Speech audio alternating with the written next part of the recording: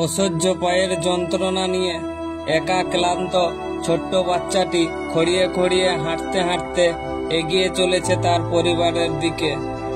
অপেক্ষায় আছে মা সহ তার পুরো পরিবার। তার প্রতিটি পদক্ষেপ দেখলেই বোঝা যায় কতটা ব্যথা লুকিয়ে আছে এই ছোট্ট প্রাণটির চোখে। তবুও সে হাল ছাড়েনি।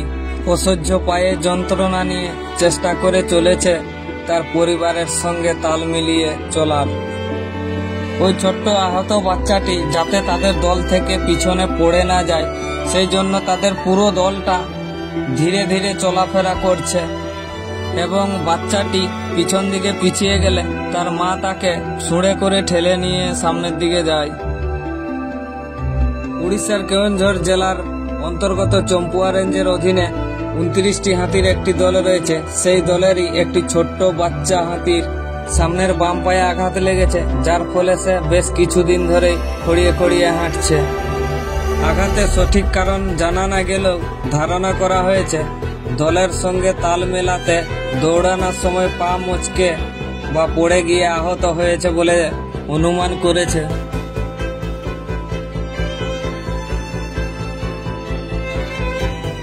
প্রায় 10 থেকে 12 দিন হয়ে গেল এই ছোট্ট বাচ্চা হাতিটি তীব্র পায়ের ব্যথা নিয়ে তার পরিবারের সঙ্গে খড়িয়ে খড়িয়ে ঘোরাফেরা করছে, কিন্তু এখনো তার চিকিৎসা শুরু হয়নি। তবে বন দপ্তর ছোট্ট বাচ্চাটির আহত অবস্থার কথা মাথায় রেখে দ্রুত একটি র্যাপিড রেস্কিউ টিম মোতায়েন করেছে। এই দলে রয়েছেন 3 জন পশু চিকিৎসক, একজন বন্যপ্রাণ বিশেষজ্ঞ ও একজন ড্রোন অপারেটর সহ বনকর্মীরা,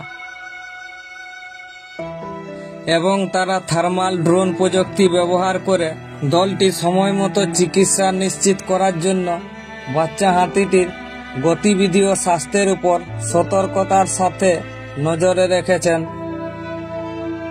বন দপ্তর স্থানীয় বাসিন্দাদের কাছে অনুরোধ করে তারা যেন ওই দলটির সামনাসামনি না যায় বা বিরক্ত করে, কারণ এতে পরিস্থিতি আরো জটিল হতে পারে।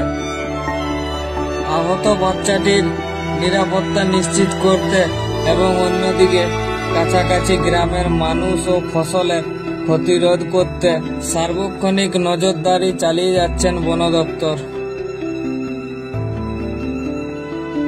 তবে চিকিৎসা তার এখনো শুরু হয়নি।